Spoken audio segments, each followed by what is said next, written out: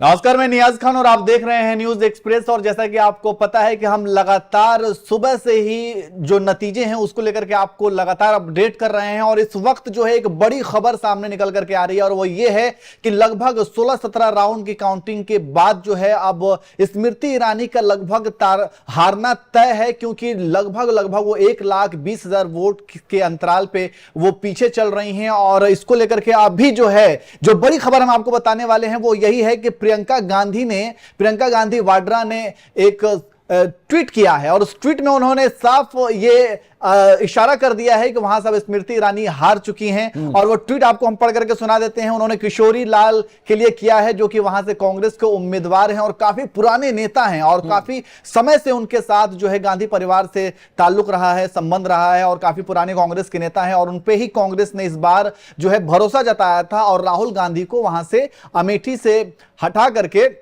रायबरेली लेकर के आए थे। और अमेठी से उन्होंने स्मृति ईरानी के खिलाफ जो है किशोरी भैया को उन्होंने खड़ा किया था। जैसा कि उन्होंने लिखा हुआ है कि उन्होंने ट्वीट किया है कि किशोरी भैया, मुझे कभी कोई शक नहीं था, मुझे शुरू से ही यकीन था कि आप जीतोगे। आपको और अमेठी के मेरे प्यारे भाइयों और बहनों को हार्दिक बधाई। तो ये प्रियंका गांधी वाड्रा का ये ट्वीट मैंने आपको पढ़ करके सुनाया है। और अभी हालांकि 1-2 घंटे में 1-2 राउंड के और रह गए होंगे काउंटिंग, उसके बाद तो सारी चीजें क्लियर हो गई। लेकिन आप इतना समझ लीजिए कि लगभग स्मृति ईरानी की हार अब तय हो चुकी है, क्योंकि 1 लाख से भी ज्यादा वोटों का फासला है। और इसी फासले को देखते हुए प्रियंका गांधी ने एक ट्वीट किया है जो काफी ज्यादा लोगों को ट्रेंड कर रहा है, लोग उसे देख रहे हैं। और वो ट्वीट है कि फिर से मैं आपको पढ़ के सुना देता हूं कि किशोरी भैया, मुझे कभी कोई शक नहीं था, मुझे शुरू से यकीन था कि आप जीतोगे। आपको और अमेठी के मेरे प्यारे भाइयों और बहनों को हार्दिक बधाई।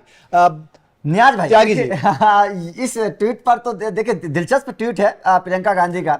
एक छोटी सी लाइन मैं बोलना चाहता हूं। किशोरी भैया ने कर दिया खेल, स्मृति ईरानी हो गई फेल। वाह क्या बात।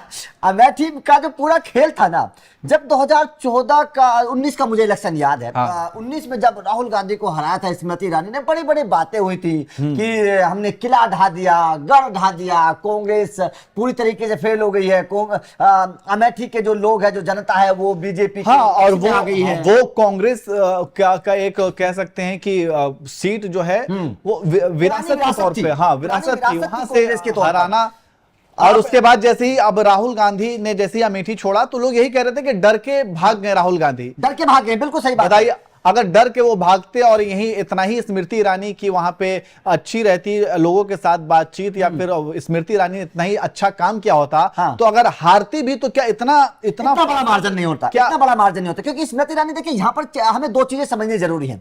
सबसे पहले तो ये समझिएगा कि एक बार जीती है, मतलब 2019 जीती है, कोई ऐसा नहीं है कि पिछले 2-3 सालों से जीती आ रही है। एंटी कंबेंसी बहुत जबरदस्त है। यहां से स्मृति ईरानी की जो हार है, इससे 2 चीजें पता चलती है। सबसे पहले तो ये कि हाँ, एक बार जरूर कांग्रेस, मतलब जो अमेठी के लोग हैं, उन्होंने बीजेपी पर भरोसा कर लिया था, क्योंकि स्मृति ईरानी नहीं थी, बड़ी बड़ी बातें करती थी, बड़े बड़े दावे करती थी। लेकिन हुआ क्या कि जनता ने देख लिया कि भाई साहब दावे जो है ना वो सारे खोखले हैं। स्मृति ईरानी तो दिल्ली से पहुंचती नहीं थी वहां पर। लोगों की ये कहना था कि भाई साहब हमारे बीच तो स्मृति ईरानी आती नहीं थी। तो एक तो सबसे पहली बात की जनता के बीच में नहीं गई, जो वादे किए थे उन वादों पर खरी नहीं उतरी, सीधी सीधी सी बात है।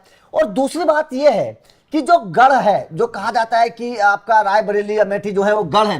रायबरेली तो राहुल गांधी जीते हैं, बहुत बड़े मार्जिन से जीत रहे हैं। लेकिन अगर अमेठी की मैं बात करूं तो अमेठी के लोग भी जो पुराने कांग्रेसी हैं, जो कांग्रेस को वोट देते आते थे, परंपरागत वोटर हैं कांग्रेस के, वो भी ये सोच चुके हैं कि भाई साहब अपने रास्ते पर वापस जाना ठीक होगा। अपने पुराने रास्ते पर ही वापस चले। त्यागी, एक और चीज है इसमें त्यागी जी की यहाँ पे आपको ऐसा नहीं लग रहा है कि अगर स्मृति ईरानी की वहां से हार हुई है और मतलब तो मानकर ही चले कि वो हार गई हैं वहां से, बिल्कुल, लेकिन इतने बड़े फासले से क्या उनका एक जो घमंड था, वो घमंड इसकी चर्चा हो रही है इस वक्त, इसकी इस वक्त चर्चा हो रही है। आपने सही बात उठाई कि स्मृति ईरानी ये समझ बैठी थी 2019 में राहुल गांधी को हरा कर, ये समझ बैठी थी कि वो बहुत बड़ी हो गई है, बहुत बड़ी लीडर है, सर्वे सर्वा है, और बड़ी बड़ी बातें करती थी। राहुल गांधी को हराने के बाद बड़ी मीडिया में उनकी बयान की चर्चा होती थी, राहुल गांधी को लेकर बड़े विवादित तरीके की बयान उनके रहते थे। तो जाहिर तौर पर सवाल जरूर है, और ये कांग्रेस की जीत है। बिल्कुल, ये तो इस वक्त की बड़ी खबर हम आपको बता रहे थे कि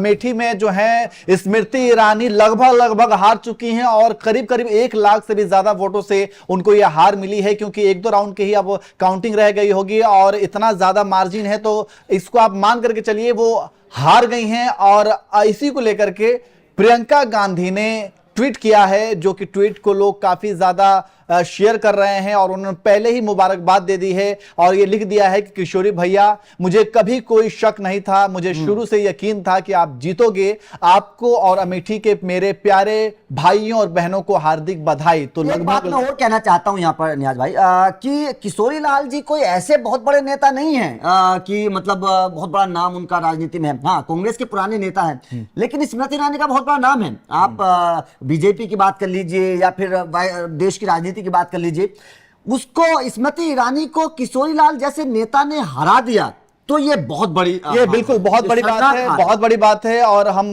फिर से आप लोगों से इजाजत लेंगे, क्योंकि इसी तरीके से हम आपको लगातार अपडेट करते रहेंगे। जो भी खबरें निकल करके सामने आएंगी, नतीजों से रिलेटेड या रुझान से रिलेटेड जो भी खबरें आएंगी, हम आपको बताते रहेंगे, अपडेट करते रहेंगे। तो हमारे चैनल को आप देखते रहिए। फिलहाल इतना ही, नमस्कार।